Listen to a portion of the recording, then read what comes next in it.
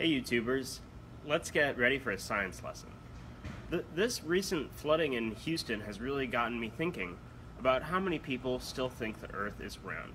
I have a demonstration for you today. Here I have a normal lemon, similar shape to the Earth. Now when I pour water, like it's raining, the water just falls off of the lemon.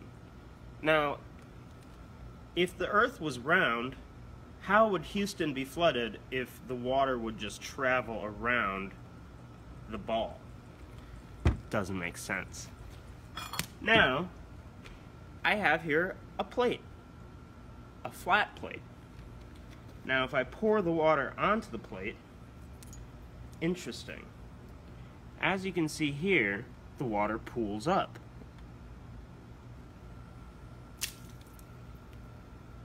Try me.